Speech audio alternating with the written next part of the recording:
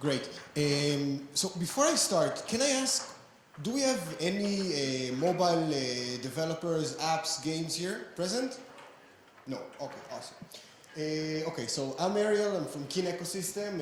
Keen Ecosystem, we've raised a very successful ICO in September 2017 for $98 million, and we created a reward system that is very useful for apps and games. And I'll be happy to showcase how you can use that into creating monetization and better engagement.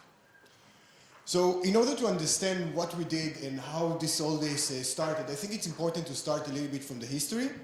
And I want to talk about two geos which we found very interesting, and we are talking about early 2000. So the first geo is Japan. In Japan, the gaming market was dominated by console players. It means that users were going to a shop, they were buying a console, then they wanted to play, they bought the game. The business monetization model is very clear, very simple. Korea was a little bit more complicated. In Korea back then, most of the gaming market was dominated by a PC. PC had one advantage or disadvantage, depending how you look at it, that it allowed illegal downloads of torrents. And this was a huge problem for Korean game developers. They saw that their games are being very successful, but at the same time, they couldn't make enough revenues to become profitable. By the way, this is the same problem that the music industry faced a few years later, which led to the free-to-stream model. So the first successful case that we have is MapleStory. It's by a company called Nexon, a Korean company. They released this game in 2003, and it was the first game that included microtransaction. It was a huge success, and more than 1 million users bought items inside the game. Then a year later, we had Blizzard, World of Warcraft, still probably one of the most successful in-app currencies today, more than $9 billion in revenues. Till today, there is a huge community that is trading items with that currency.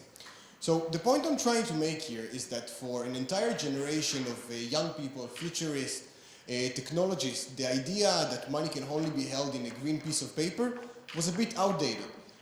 From that moment, as long as there was a means of transaction that was agreed upon two parties or more, there was an economy. Okay, so those two examples that I gave are examples of virtual currencies that were launched by large companies. It is important to know that both Nexon and Blizzard will already have quite substantial revenues, and they were able to create this mechanism which is very expensive, very costly, and it requires you to have a lot of users to actually justify that. So going back to what we did. So my parent company, Kik, launched in 2009, Kik messaging app. It was a huge hit. It reached 300 million downloads, but it was a huge problem. The problem was that in order to create substantial revenues, we needed to show a lot of ads. Ads are very annoying to users, and we didn't know exactly what to do. We saw that the app is being very successful, but we're not making enough money, and a new idea had to be invented. So what we did is we tested something called Kik Points. The idea with Kik Points is to see if we encourage users to contribute for content, are they willing to do that? And honestly, it was a huge hit. So whom is it good for? There's two types here. As I spoken a little bit before, if you want to create your own in-app economy, you're better off if you're a huge company. Libra by Facebook is being launched in the next year or two, 1.7 billion daily active users. Other examples, such as Kakao, for example, from Korea, also huge companies, very established, a lot of revenues, and also profit. With Keen, we're lowering the barrier. With Keen, we are allowing small and medium app developers to enjoy the same benefits of this economy, but the integration costs are much, much smaller. And also, together with the shared power of an ecosystem, those companies are able to get more from the system, and I will be explaining that in a minute. So, what is the problems that we at Keen are trying to help? So there's three main issues with all app and all game developers.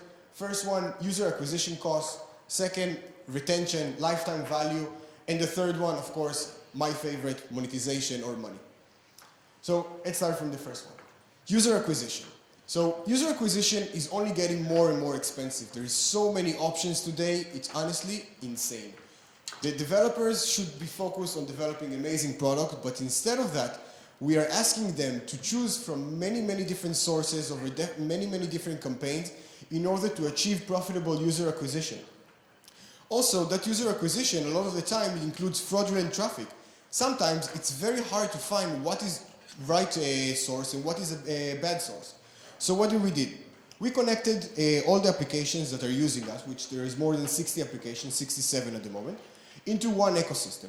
It means that users can take something, the coins, the rewards that they earned in one application and send it to another application. And this way it means that the application that is receiving those users will see free downloads, but also free downloads with an intent of use. So we're talking about high quality users. Second problem is retention. As I said in the previous slide, you buy users all the time, but only you see a lot of the times that the users are never opening your app. Maybe they're opening it, trying it for a few seconds, maybe they're trying for a few minutes, few days, or a few weeks. The bottom line, the averages are not good enough. So what we did with that is that we built the coin around experiences. The experiences mean that we are encouraging the app developers to develop points where users can interact with another user. More interactions means also that the users are staying longer inside the application. Longer time inside the application also means more ad views that are being shown from the current monetization methods that those app developers already have. And that brings us to monetization. So main problem with the monetization today on this world is that it's really, really not fair. And what do I mean when I say that it's not fair? Let's say that you're a very large publisher. If you're a very large publisher, then the CPMs and CPIs that you're going to get are very high. CPMs and CPI means on a particular user. Unlike if you're a small developer, a new developer, you will see for exactly the same user, you will see much less value on the singular ad view. And that's completely not fair. It doesn't make any sense. We're talking about exactly the same user. So we created Keen Reward Engine. Keen Reward Engine is releasing coins according to usage. It means that we don't care where the user is coming from and if it's from this geo or that geo, or if it comes from an application that has 200 million users or a new application that has 2,000 users. The payout for that engagement of that user will be identical. And another really cool thing that the blockchain allows us is to be completely transparent.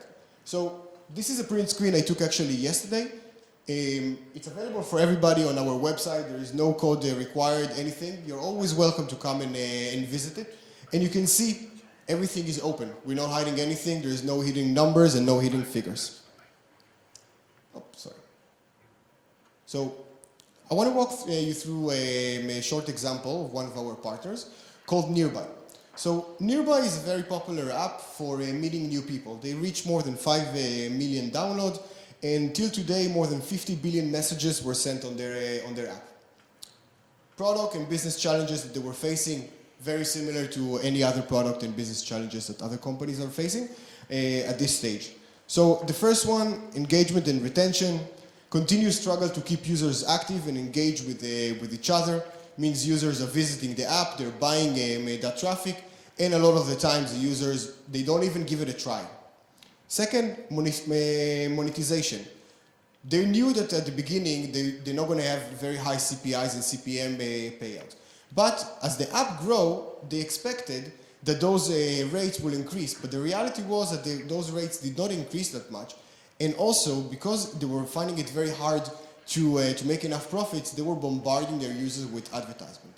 That created a lot of complaints, and we are talking about a vicious circle that a lot of app developers are going into. The difference in this case, that Keen was able to offer a solution for both these problems by integrating Keen SDK in a native way. So what did we do? What did we do? So we incentivized, we helped Nearby to do exactly what they wanted to do at the beginning.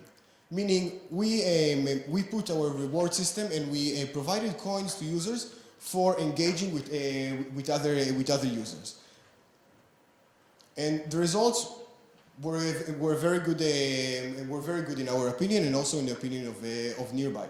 Not only the numbers, which I'm going to display on the next screen, we also saw great feedback coming, and the feedback was also immediate. It means that at the moment that we launched this type of experiences, we immediately saw a jump, and that jump only increased since that moment.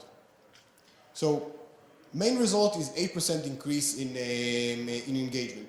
It may not sound like too much, but for them, we're actually talking about 30 million page views every month, extra. 30 million extra page views going back means that those users were also being exposed to more advertisements. It means that nearby we're making more revenues from the traditional monetization methods that they had even before that. So the second, monetization directly from us. So in the first 2 months of operation, they actually made more than $20,000 just with the KRE, the Keen Reward Engine, the mechanism that releases coins according to the usage. Now, what's really cool about them is that instead of taking that money and converting it to US dollars and taking it to their pocket, they actually refuel the ecosystem. They created more experiences, and this circle is only growing. So just before I finish, here's a quick quote that I really like from the CEO of Nearby. It says that Keen quickly became a meaningful source of additional revenues of us. But best of all, unlike other sources of revenues, such as advertisement, our users actually enjoy the new experiences we've built using Keen, and they have resulted in greater engagement with our app. This is a huge success in our opinion. So, before I finish, I want to summarize. Ad revenues is something great. Ad revenues are here to stay, definitely in the short and in the medium term. But it's not the only way. There are other ways to make monetization, and tools such as Keen allow that. Also, we're trying to solve something which we think that is a big problem, the fairness in this world, by providing a fair chance, a good opportunity for new developers that if they're creating a good product, they will see profits out of that.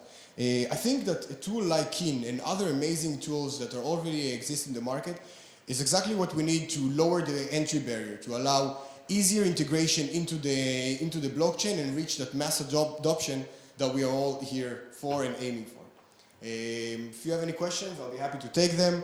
We're also getting sued by the SEC for $98 million, if somebody wants to ask me about that.